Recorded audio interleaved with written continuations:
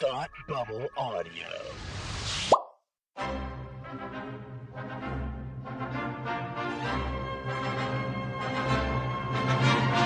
Look, up in the sky! You will never find the more wretched hive of scum and villainy. Welcome to Beer with Geeks with Tim and Frank. Who are you? I'm Batman. I am Iron Man. Your friendly neighborhood Spider-Man. Hi, Christopher. I'm Nero. My name is Inigo Montoya. You're a wizard, Harry. A couple of guys with a couple of beers and a whole lot of pop culture nostalgia. Make it so, number one. Ladies and gentlemen, the Beatles. Name the dog, Indiana. Life finds a way. I am serious. And don't call me Shirley. Now sit back and crack open a cold one, because it's time for Beer with Geeks. It comes in paints? Shaken, not stirred. Great Scott! I was way off. I knew it started with an S, though. Hi, and welcome to Beer with Geeks. This is the show where two geeks geek out with beer. I'm Frank, and with me for the first time on this podcast is my lovely wife, Marissa. I'm honored to be here. I'm so glad you're here. This is fun. I know, you're already having fun. I'm already excited. Your first time back on a podcast in several months, and you're just slipping right back into it. And this is way more fun than talking about marketing. Is it? So. Yeah. All right. Well, I think it will be. I think it's going to be a fun topic. But before we get into that topic, what are you drinking? I've got I got a Switchback, just a classic Switchback Ale. I love that one. I was considering the Fosters that we have kicking around our fridge. That's right. Yeah. But I was like, you know what? It's 9 p.m. If I have that mm. giant can of Fosters right now, your girl's going to be peeing every 2 hours tonight. So this is for your benefit and mine. I'm sticking to the normal-sized beer. Yeah. Okay. So we went there right away. I'm never going to be invited back. I appreciate the things that you do for me, like drinking a small beer. And Switchback is just, it's like sessionable, not to sound all sessionable. It's very sessionable. I can just, have a couple of them and just sitting back on your porch. That's it. Yeah. I actually got one of my friends to order one at the bar the other day because they didn't have what she wanted. And I saw it on tap and I was like, it's a classic. On tap, it's especially good. It's a classic. Yeah, it is. It is. I love it. It's great for the summer, but yeah, we're getting close to spring now, so I'm pretty happy about it. I am enjoying a Sierra Nevada Hazy Little Thing IPA. Actually, I shouldn't say I'm enjoying it because I haven't taken my first sip yet, but the verdict is... Don't lie to your listeners, Frank. They trust you. I do like it, actually. Ooh, yeah, that's good. That's Is it hazy? It is hazy. It's a hazy little thing. Yeah, this is kind of, I'm looking for if there's a description on the can. I don't see one, but I'm getting kind of... Well, now this is a test of your beer knowledge. I know, right? It's Can you very describe the hop-forward. mouthful? It's very hop forward.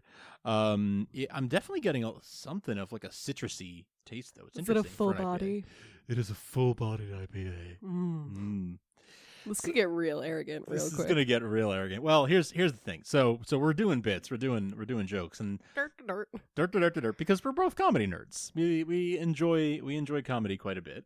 And one thing that we have shared, we've been together almost 5 years now, very close to 5 years actually. Married for about 2 of those, and we both enjoy and share a love of Saturday Night Live. I love it. Yeah. Live from our house. It's whatever night you're listening this to. It's Beer with Geeks. Featuring Marissa Emanuel. Yeah. So that's what we're here to talk about. So tell me how your love of SNL started. Do you remember when you first started getting into it? I have very specific memories. Okay, cool. I love that. Of being probably 10 years old, and it was right after my parents got cable, and there was VH1 did those clip shows. Oh, sure. Where they would be best of Chris Farley or whatever. Yeah, so they did it was a best of SNL where they interviewed the cast members and intercut it with what the actual sketch was. Yep. So I remember watching specifically Molly Shannon talk about Superstar and being captivated. I hadn't even seen a full episode of SNL, Gotcha. but I was still running around the schoolyard sticking my fingers in my armpits and sniffing them, and I was really popular. You were a really cool kid. Had a lot of boys lined up. A lot of friends. But I hadn't even watched a full episode, but I was like already doing Superstar. That was my first PG-13 movie. Also, oh, not interesting. To brag. All right, I was like 12 cool. years old. Don't tell my mom I told everybody. Wow. But she let me see it when I was like 12. Wow. And then I remember specifically, Molly Shannon, super into it, and Gilda. I was like obsessed with Gilda Radner and like Rosanna Dana. Mm-hmm. I would like poof my hair out and try to. That was my jam. That was one of the first things that I knew about you when we started dating was how much you love Gilda Radner. Like that's always been like because I feel like I went through a phase too when we had just started talking where I was like, I felt like Gilda Radner quotes were like my aesthetic. Mm-hmm, I remember like quoting something on Facebook that was like, I base my fashion sense on what doesn't itch. And yeah, I had like a nice like yeah. Gilda Radner post where I was like, I'm cool and like different. But it's true. I do base my fashion sense on what doesn't itch. So I'm sitting here in like a baggy Red Sox t-shirt. But what about you? What about me? I don't remember. Probably the first time I ever saw anything SNL at all, honestly, it was probably through my love of the Beatles. When I saw... We get it. You like the Beatles. When I saw George Harrison's appearance in 76, I think it was, with Paul Simon, with the turkey suit and all that, and coming out and saying that he wanted his $3,000 for the Beatles appearance, and Lauren having to explain to him that, no, actually, I thought you understood that, if it was $3,000 for all four, it'd be $750 for just one. And you know that story, right? Of like that there was like Paul and Ringo Paul that and were John. actually Paul and John. sitting in a hotel room that night. Yeah, because in New York watching. John lived up on like 78th Street or something, and they were watching. And they were like, "Should we do it?" They thought about going down. I don't know. Yeah, whatever. And then they decided like, no, it's not. It's just like really heartbreaking. It's just better if we don't. But like so heartbreaking because like if they had just shown up like during the live show, they would have been on. Like they would have let them on air. Like it would have happened. Oh my God! It's a live show. It would have. Yeah, it would have been crazy. It would have been like the most historic. The crux of your absolute like nerddom. It would have been. Yeah, two of my great nerd obsessions for sure. But that's probably the very first thing I ever saw was that Paul Simon, George Harrison thing. But the first time I remember watching SNL like when it was new was probably in the early 2000s. I was like a teenager. I was like probably like in high school or just about to go into high school, and like when it was like it became like acceptable to like just decide you wanted to stay up, like you didn't have a bedtime anymore, and you were just sort of like I can do whatever I want. I don't have to. No parents. And I remember like it was like the end of the Will Ferrell era. I remember Finesse Mitchell was there. Remember like the 1 or 2 seasons Finesse Mitchell? Yeah, I was like, that's very specific. Well, that's how I'm like, it's like by like the one cast member who was only there a couple of years. Probably Keenan was just starting. Yep. Keenan you were Thompson. probably a couple years earlier than I was in terms of like watching regularly, because in those days I was still going to bed early. I feel like I really started getting into it on a regular basis when I was in college, and it was like late enough in college that I was used to staying up really late. Yep. But I was also like elderly enough that I wasn't going out to parties. It was when I was like late enough in college that I was like, screw this. I don't want to go to a frat house. Like I'm going to sit on my couch and drink wine. Because I can do that now. Yeah, I feel like that was probably like 2010. It was definitely like peak Amy Poehler era. Like, Amy's another one that I knew. Little Will Arnett. Okay. Oh yeah, Will Arnett. That type of Will Forte. Will Forte. Oh my God. Ooh. That was a Freudian slip. Amy Poehler, Will Arnett. He's been married. And like Andy Samberg, like that sort of era. And that was when I sort of started watching all the time, and my roommates would be like, so don't you like want to go out? 2010-ish, it was around 2010, 2011. Yeah, it was probably when it started, like the weekly occurrences started happening, and from then on it was sort of Jason Sudeikis. Oh gosh, I remember. Yeah, see, I his started, heyday. I started to watch around then. Bobby Moynihan's like first season. I guess it was Bobby Moynihan, Abby Elliott. They were around. Yeah, Abby Elliott, and when Fred Armisen were both on. Ooh. Oh yeah. Well, Fred was on for but it was like the season where they overlapped. And then like everything hit the fan. Everything fell apart. The poo-poo hit the fan. Yeah, exactly. But that was around then was actually when I picked it back up. And I stopped for a few years. I fell out of it, and then there was like the election of 2008 was all the they brought back Tina Fey. and she kept doing all the Sarah Palin stuff. So I love the visual of like 2010 and you and I both being like losers at home on a Saturday night, like watching this on TV, like just not doing anything fun. Not knowing that not our knowing each soulmate was other. out there watching the same SNL. To anyone listening who's just sitting alone on their couch watching nerdy crap, just know your soulmate's probably doing the same thing Probably somewhere are. else. They probably just are. waiting for Yeah, you. drinking a beer and watching the same nerdy stuff you are, just waiting to find you. Exactly. Aw, It's so beautiful. I love that. Bobby.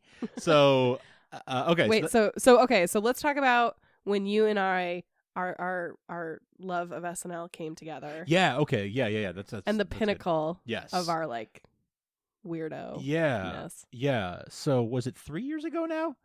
It was about 3 years ago. 3 Right years around ago. this time of year, Yeah, actually. it was. I think it just passed out of my On a time cold, rainy night. Cold, rainy April night. So you can get free tickets to see SNL. You can do it one of two ways.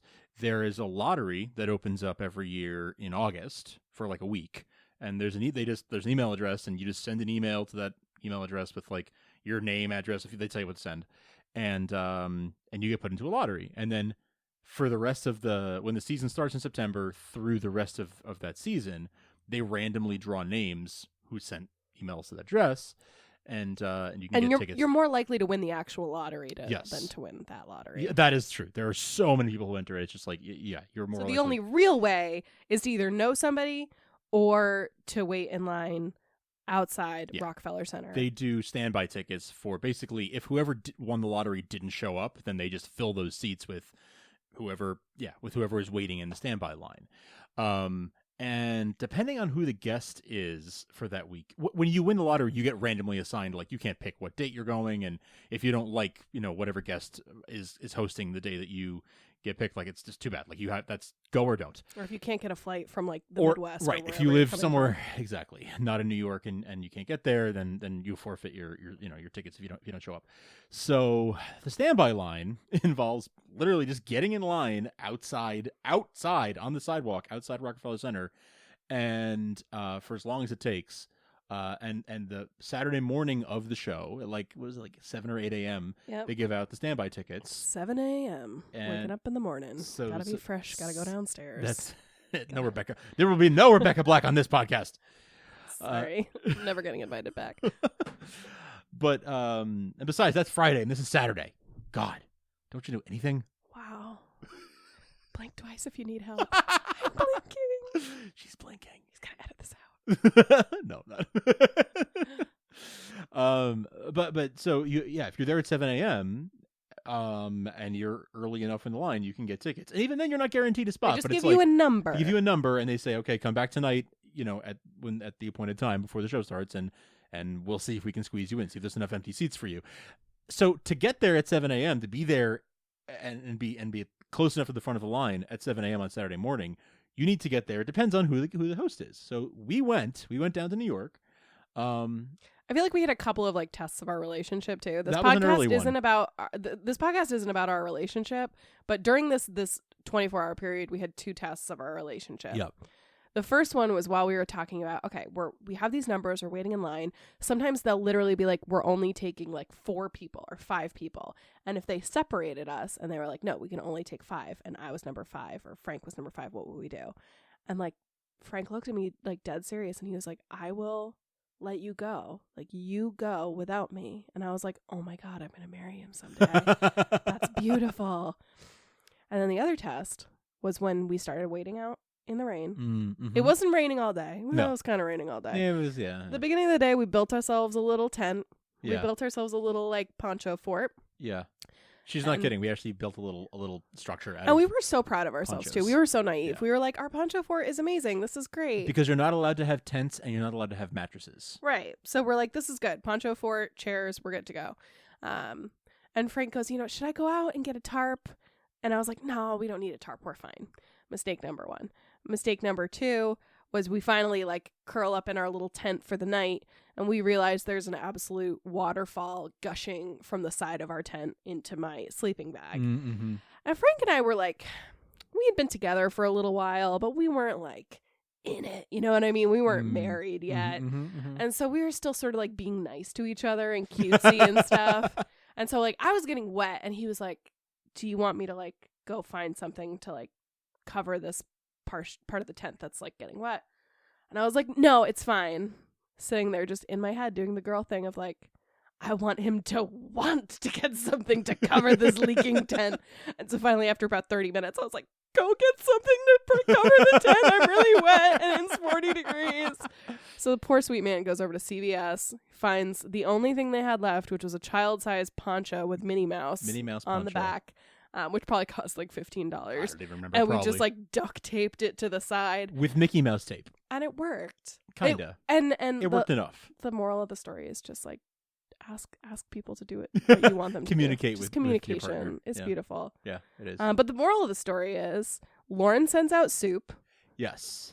He sends out like a cart of soup at like 5 a.m. or something. That was at like 11 p.m. and then they send out a coffee cart. Oh, in the morning. Coffee was in the morning. Yes. So that was very nice. And it was a weird experience. I mean, we spent 23 hours in line from 8 a.m. Friday morning till 7 a.m. Saturday morning. We were in that line. On the sidewalk. We slept on the sidewalk in like lawn chairs, like dinky lawn chairs that we bought. And yeah, we did it. And we were like number 9 and 10 in line, I think. And we got into the live show. You have a choice between the live show and the dress rehearsal. The dress rehearsal, they do the entire show, like a complete run through, but a couple of sketches from the dress rehearsal get cut before air. So if you go to the dress rehearsal, you actually get to see stuff that will never air. But we said it's our first show. time. Let's go to the live show. And it was my girl, Anna Kendrick. Your girl from Portland. Who is like my homegirl. I love her. And so I was like, I gotta see the real version. Mm-hmm. And it was really cool. Like, what do you, when I think about watching that live, some of the things that I remember very vividly are like how well orchestrated everything was. So like clockwork. So like they've done this so many times, and in between scenes, they would just like the music would come up like while the commercial break was on, and it was like choreography where literally, you hear Hollywood people talk about handlers. Anna Kendrick literally had two people came and like stuck their hands under her armpits and like ran her off the stage, and were like, because she's so tiny. Changed. But it was just the way they had everything like moving was really kind of beautiful. Really cool. Was there anything that jumped out to you that you didn't expect? I didn't. You know what I thought was cool was seeing how they use the space, like how they use the stage. It's small. It's small. It is small. It's like the size of. I mean, I feel like it's like the size of like a high school theater stage. Like it's small. Yeah. But they do a really good job utilizing that space, and sort of like if there's one of those sketches where it's like two different people, like let's say it's like newscaster talking to like a person, like reporter in the field or whatever, they do a really nice job of like there's just like they're standing side by side basically, and like the one person is on the like studio set and the other person is like in front of a green screen that makes it look like they're at the White House or whatever. It was really cool to see how like that all happens in a very small space, but on TV it feels so much bigger. Yeah, it's so true. Yeah. The way they like utilize that whole space, and even like they were scenes that were taking place like under sort of under us, like under the mezzanine, and so you sort of like lean over and look. Which is why Frank looks like he's sleeping in a bunch of the screenshots that we've taken. We took screenshots like of when we saw ourselves on TV, because we DVR'd it and watched it back later, obviously. Like 12 times. Yeah, it's still in our DVR 3 years later. Yeah, exactly. And yeah, you can see us, and like Marissa's all like looking up at the camera, like ready for her close up, smiling, and I look like I'm sleeping, but what I'm actually doing is looking down at them like setting up the set for the next sketch, not skits, by the way. And I will judge you if you say the wrong thing. Skits are what like 5-year-olds do. Sketches are what. Yeah, the Today Show still doesn't like understand that. Every time the Today Show calls it a skit, I'm like, guys, you guys have been. There was a great SNL skit. I'm like, no, don't. Oh God, it's. Okay, so speaking of skits, what are some that have like stood out to you in the last few years? Like aside from all the sort of like political stuff that gets the news, like what are like the underrated sketches that people need to look up on YouTube or that we need to put into the show notes? Okay, yeah, let's do that. We'll see if we can find these. First of all, I do want to say there's a really great SNL app, which if you're looking for like classic sketches, like they have stuff going back to like the early seasons, like back to 75. I want to feed your fingertips to the Wolverines. Yeah, they have all the classics and a bunch of obscure ones too, on the SNL app. So I want to give that a plug. But the first thing that came to my mind when you said that was Barry Gibb Talk Show. Oh, Very Good that's talk not show. where I thought you were going to go with that. Oh, Okay. really? Okay. I guess it's because it's not that recent. I was more thinking like the last few years, but that's like your all-time favorite. That's like my all-time favorite. Yeah. What do you have? Do you have an all-time favorite? Like one that comes to? I don't have like an all-time favorite. Well, okay, I was thinking more in recent years, like underrated sketches. Okay. That we have, underrated like that like weird ones that you and I like that like that people don't should remember? like revisit. Okay. Yeah. Okay. Can you guess what my first one is? What your first one? Like my favorite underrated sketch. Oh, waterbeds are the best. Oh, waterbeds are the best. That one is really. I feel like that's really. That obscure. is like this. So it's like a showcase of like Adie Bryant's power Genius. as a woman. Yes. And if you haven't watched it, the second one isn't as good. The first one with Martin Freeman. Yes. Martin Freeman. Amazing. Yes. Look that up. Yes. They're a delightful married couple, and it's just a spectacle of costumes and props. Yes.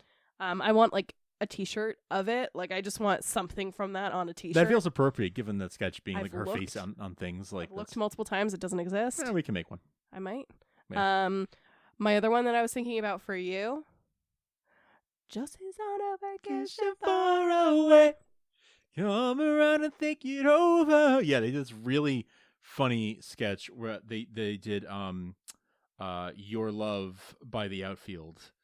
But they did like a parody of it where they like acted out the lyrics. It was basically. like Josh Hutcherson. Yes, Josh Hutcherson singing to Vanessa Bayer, and they were all in 80s clothes. And Yes. it's so weird. It's so bizarre and it's so funny. Oh, but we have a funny story kind of about that sketch.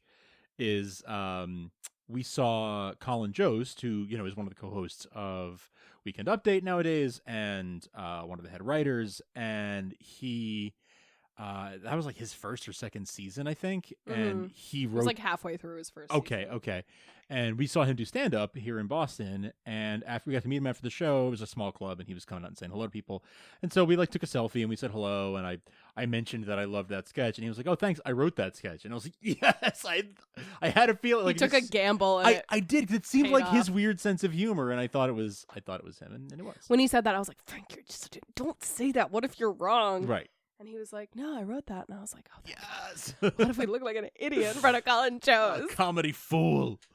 Yeah, that's a good one. That's a really good one. Are there any underrated performers that you feel like didn't get their like moment? Oh yeah, plenty. I feel there's a bunch of people who have been like gone through SNL and didn't do well, but then did well later. Right. There's like the Jenny Slates. Jenny Slate, There's like the sure. Julia Louis-Dreyfus. Julia Louis-Dreyfus comes to my mind. Dreyfus. Yeah, whatever the plural of Dreyfus is, Dreyfi. But Michaela Watkins too. Robert Downey Jr. was on SNL. People don't remember that. I don't remember that. Yeah, What? yeah. Iron Man? Yes, yes. Before Rehab, Oh. like a long time ago. Young Robert Downey Jr. Was on SNL. I feel like most people go to rehab after SNL. So yeah, that's usually how it goes.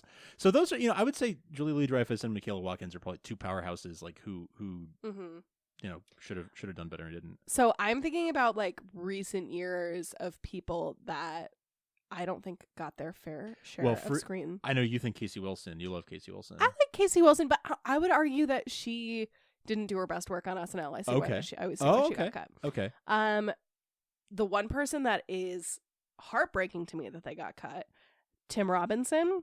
Oh yeah, you loved him. My favorite Tim Robinson moment was from the 2012 election. I remember when they did the sketch about people who are still undecided somehow, like a week before the election. Yeah. And he just looks at the camera so earnestly and goes, "If you burp, sneeze, and fart at the same time, will you die?" And I like literally took a screenshot of that and I made it my Facebook cover photo for like weeks. I had no context for that. And again, we were like first started dating, and I didn't know who he was because I didn't watch that season. Like I missed that season. Why did you date me? I know. Oh my God. And that was your Facebook cover photo, and I was like, I don't get this, but I'm sure it's funny. You're like, how is she single? What a catch! Can you believe she's wow, single, gentlemen? So he is amazing. His other, do you remember? Is it a D shirt? No. Is it a Z shirt? I didn't watch that season. No. I didn't watch that okay, season. we're gonna watch that one later. Okay. We're gonna put it in the show notes. And what would we call that sketch? What Z? I think it's called Z shirt. Like letter Z? Yeah, Z. Like, because he's like, is it a B shirt? Okay. Anyone who's listening that's seen it knows exactly what I'm talking about. I'm sure they do. It's an I'm writing it instant down. classic. I'll look it up and we'll try to add it to show notes.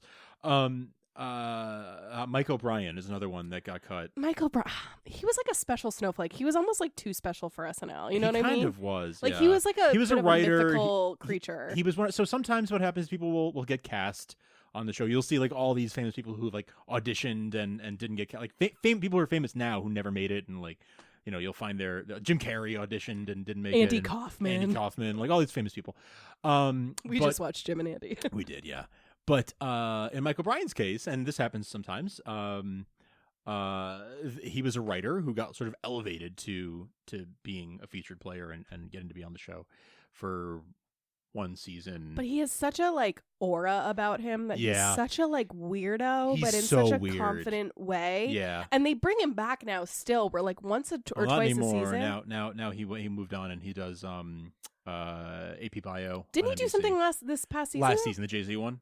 That was last I thought season. he did something this season. Maybe I'm What about the Bugs? Was that last season where he interviewed Bugs on the street? I think that was last season. So I guess it was after he left the cast. It may have been early this season before he left. Yeah, it's either way. After he left the cast, they like brought him back a couple times to do sort of like almost these like mini feature films. And, like, they were usually I would pre-recorded hesitate to bits. call them. I don't even want to call them digital shorts because they were literally like 2-minute feature films. Yeah, I wouldn't even like, call. I wouldn't. They were so weird. They were like art films. They were so bizarre. He was almost like too special for that world. Like that format wasn't for him. He's too weird. He's just too weird for like the mainstream. He's too beautiful for that. He's too I would beautiful. say also like Noelle Wells was very good. Oh yeah, but yeah, I agree. I also think sorry, go ahead. I think she didn't do her best work there either. True. I would say that season was really tough because that was the season that started out, I believe, with Tina Fey hosting, and they did that sketch about like, look at all the new people. We're not going to remember any of them. Because it was her, it was Brooks Wheelan, it was John Milheiser, it was Beck and Kyle. Beck Bennett and Kyle Mooney, who have lasted. But yeah, it was like a bunch of. There was one other. I think there probably was too. Another white guy, maybe that I'm forgetting. Did I say Brooks Wheelan? Yeah. Well, and Brooks Wheelan was also on my list of people that I think he was a real like his stand up is really good, and so his weekend updates were really good. Yeah, that's what he really did. I'm always afraid that Pete Davidson is gonna like end up that same path. He's been there like 4 years now, though. Is it really? No, it's not 4 years. Three, maybe at least. 3. Yeah, 3 at least. Okay, that's and good. he was like because he's when he the started. Same way where he's sort of like really good on update, but now he has what's that character? Chad. Okay. Yeah. Okay. Okay. Okay. That's another one that's like worked its way into our vernacular. Yeah. Okay. We do talk in SNL quotes kind of a lot. Not all the time, but I know now I'm gonna be put on the spot. I can't. Fairly often. Okay is definitely a big one. Yeah, I can't think of any other examples right off the bat right after I just said that. But we will make little like this is why we use notes, right? Frank's like, we don't use notes on this podcast, okay? No, it's free form. Free flowing conversation. It's just natural. But yeah, I think those are all like sort of underrated sketches. And those were people who sort of didn't make the cut. Noelle Wells, I think I really came to really love her from Master of None. Like so good because she was like such like a manic pixie dream girl character on that show that like I'm a sucker for that. Mm-hmm. But she like she just didn't get the best material. We've talked about this a lot too, and people say this often. Unless if you're on the show, if you're lucky enough to get the opportunity to be on the show, you really have to fight to write for yourself and fight to get sketches on the air. Because if you don't, like, you only last like a season. Those are the people who don't really last. Yeah, are the ones who let other people, be in my sketch, be this like, be the girlfriend, be the girlfriend, be the funny quirky guy, be whatever in the background of my sketch, and you get forgotten that way because unless you're like a Kate McKinnon who, although I don't know, she probably writes too, but who like you desperately want because she's so compelling, she's a chameleon. Yeah. But you can really tell, especially recently. I feel like you can tell when some of what was the one? It was last week. Who's the new guy this season? I can't. Not Chris Redd.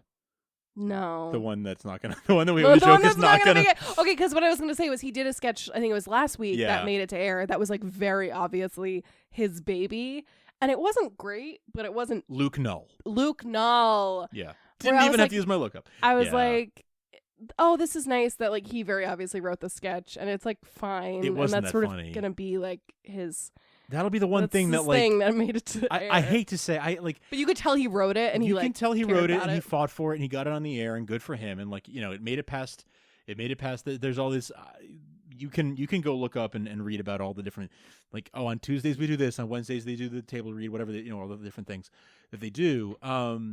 And he got it through all those things and got it past dress rehearsal and got it on air, and it didn't do that well. Like in the room, they weren't laughing that much. We didn't think it was that funny, but you know what? He did more than we'll ever do. Like he wrote a sketch and got it on SNL, and good for him for that. We're sitting here recording a podcast in our guest in room. our guest bedroom, and that's the best that I'll ever do. Womp womp. But he he got a sketch on SNL, so good for him. But that's probably the one thing that like when he falls back on his stand up career or whatever, he'll be like, oh, here's the one sketch I got on SNL like one time. It's on the SNL app. I always think about Brooks Wheelan, who, by the way, like his stand up is amazing. His stand up is so really good. When he got fired, and he said he tweeted something along the lines of like, I've been saving this joke. Fired from New York. It's Saturday night. Oh yeah. And I was like, oh. And then he went on a God tour. bless him. He did a stand up tour, and it was called the Brooks Wheelan Falls Back on Stand Up. Oh tour. right. And we saw him on the tour. So beautiful. It was really good. It was quite Very good. funny. Yeah. He's very funny. He's very very funny. Yeah. Did we see? And we saw him do his Comedy Central half hour too. Yes. Yeah. Well, any final like tidbits or things you wanna mention? Okay, if you before we could have dinner with one person from the SNL world, who would it be? Oh, okay, one person. Past, present, dead or alive. Ooh, okay. Wow, I was not prepared for that question. Do you have an answer? I would say like the obvious answer is Lorne, because Yeah. I feel like he has like his hair is big because it's full of secrets. He knows everything. Yeah. But I would also be really interested in like Jane Curtin. Oh, that's interesting. Yeah. Jane Curtin was like the one person who wasn't super cracked out season 1. So I feel like she's the most reliable narrator of what happened behind the scenes, and she could be like tell the most interesting stories because she was like paying attention. But also I heard she wasn't at all the parties and stuff because she like had a husband, so she just like went home. Oh right, yeah. But She's I think her perspective would be really interesting. I think Norm Macdonald, because he's such a great you love storyteller. him. I don't even like know his work outside of SNL that much, but he's such a compelling storyteller. Like whenever he's on a talk show or a podcast or something, like he'll just go for hours. Like if you don't stop him, he just keeps going and going for hours, and he tells all these stories about things that he saw and like people he met. One thing that everybody on SNL kind of they talk about, but not really, is like, oh yeah, you meet like all the people who are famous during the time that you're on the show. Like anybody who's culturally relevant, you meet them, and when you start, you're like starstruck by everybody, and by the end, you're like, yeah, whatever, Tom Cruise, that's cool. Like you're just like, whatever, I'm just hanging out with this ultra famous person, and he was there for quite a while, not as long as some other people, but for several years, and he has all these incredible stories, and it's like he was everywhere all the time around these, like it's like he was following all the guests around, so like he has amazing stories. I think I'd like to get dinner with him, but like Lorne, I feel like Daryl Hammond would be a big one for you too. Daryl Hammond would be a him. big. I do love Daryl Hammond. Yeah. Do you miss him? Do you wish he was still being Trump instead of Alec Baldwin? I have complex feelings about that. For a while, yes, I did. Now I'm just sort of like they're not really doing much. We ruined Christmas one year by having a big fight about Alec Baldwin playing Trump. I don't remember it ruining Christmas, but okay. It was a bit, Frank. Just roll with it. Obviously, we didn't ruin Christmas. We're amazing to have around for holidays. We're a delight. We're delightful. Oh, speaking of Christmas, sorry. Wait, finish your story. Sorry. No, I was just gonna say we like got into a huge fight because it was like right. That big a fight? Your sister recorded it and posted it on the internet. It was a pretty big fight because I was making the correct argument that it was kind of BS that Alec Baldwin. Again, this was like 2 years ago. This was like probably primaries. When I was like, Alec Baldwin should not be playing Trump on a regular basis, because I was like, God forbid if he wins the election, he's going to be playing it every week, and they're taking away that huge opportunity from someone in the cast that deserves it. I still stand by that decision. No, I know. I just wish that, I'm kind of bored with what they do, because all they do is just like that's reenact. A writing issue. Yeah, they just reenact. Like they don't do anything like funny with it really. They're just sort of like, here's what happened this week. We're just like a condensed reenactment of the entire week. So yeah, I am kind of over that bit. And Daryl wouldn't necessarily save that. Although I think Daryl does it funnier than Alec Baldwin. Yeah. Alec Baldwin's just like a bigger personality. Yeah. But I'm over it. yeah, I'm over it. I was going to say, speaking of Christmas, like a tradition that we have in our home is, you have no idea where I'm going with this. Santa's my boyfriend. There it is. So every year we put up our Christmas tree on the night that NBC does their Rockefeller Center Christmas tree lighting. This year was very awkward because it was after the Matt Lauer thing was that day, that morning. Yeah. Great TV. Great. But anyway, so we do it that day, and what they used to do was right after the tree lighting, they would show the SNL Christmas special, which is like a clip show of like a bunch of, holiday themed sketches. And the last maybe 2 years they've stopped showing that, but we have it on our DVR, and so we just watch pretend. it. We live in the past. We just, after the Rockefeller Center tree lighting comes on, we pour ourselves some Baileys on the rocks, and we watch SNL. It is perpetually 2015 in our home. Forever. Oh, that's another sketch that I think is underrated. Not recent, but is underrated and doesn't get talked about enough for me. But it's Christmastime for the Jews. Oh my gosh, you love so that so funny. much. It's so that's funny. like such a New York. That's like a New York sketch it too. It totally is for New Yorkers that who is like for you, who either are Jewish or have a lot of Jewish friends. Which I fall in the second category. So yeah, it's so funny and it's so spot on. It's so beautifully done. That's and it's from like 2003 or something. Like it's. I know. I feel like there haven't been a lot of like animated shorts recently in the last several years. Like they've really moved away from that since like TV Funhouse era. Yeah, TV Funhouse. But I'm surprised no one's like filled that void. I know it actually is. Well, and really, no one does like the digital shorts brand kind of left with Andy Samberg. Like they still do pre-recorded bits, but they don't call them an SNL digital short anymore. Well, right, like they don't call it TV Funhouse. Right, yeah. But you'd think in Those the two era things of are like gone. Bob's Burgers and Family Guy, like there would be like I know. Some elevation of the art. There's huge potential for an animated bit to take off to the point where it becomes its own movie or series. All right, so here's the thing. Mm-hmm. I'm gonna go learn how to draw. Okay. And then I'm gonna learn how to write. And we're gonna do this, and we're gonna. That's my second act in life. Okay, that sounds good. Well, thanks for sitting and talking about SNL with me. It was a lot of fun. It was so fun. I hope that I get invited back. Yeah. I didn't swear or say anything too bad, right? You didn't. No, you were great. Okay, good. You were I tried great. really hard. You were a delight, as you always are. Yeah. I'm gonna go kiss. Okay, sounds good. Do you want to tell people where they can follow you online? I'm at Hi, This is Marissa everywhere. Cool. Marissa. Cool. All Hi, right. This is Marissa. Yeah. All right, bye. This was Marissa. You should follow her because she's really funny, and I'm not just saying that because we're married. He's sucking up. I mean, I'm not just saying it because we're married. I think it's true. I'll take it. But you can follow Beer with Geeks on Twitter at Beer with Geeks, or find us on Facebook, Beer with Geeks. Email us beerwithgeeks@gmail.com. Find the show at beerwithgeeks.com or on thoughtbubbleaudio.com, where you'll also find shows as Hate Watch with us, which is just always a delight. I love them. I know, they're so great. Kirsten and Kelsey, shout out to you. You're awesome. You can find Academy Rewind and Tolkien TV Talk and Supergirl TV Talk and Starkville's House of El Krypton and a whole host of shows that are just so much fun to listen to and so much fun to make, and we're so glad that all of you enjoyed them. So check those out. You can support us at patreon.com/thoughtbubbleaudio. Find us on iTunes. We're newly on Spotify. You can now find Beer with Geeks on Spotify, which is super exciting for us. So go and check us out there. Leave us ratings and reviews on Apple Podcasts, aka iTunes, because those really mean a lot to us. So please do that. And yeah, you can find us anywhere podcasts are found now, including Spotify, which was super exciting for us. Thank you for joining us, Marissa. Do I get to do the ceremonial thing? You can do the ceremonial thing. So until next time, cheers. Cheers. Ooh. Yeah, cans don't really clink. That's okay. Yeah, that's good. Got it. Bye.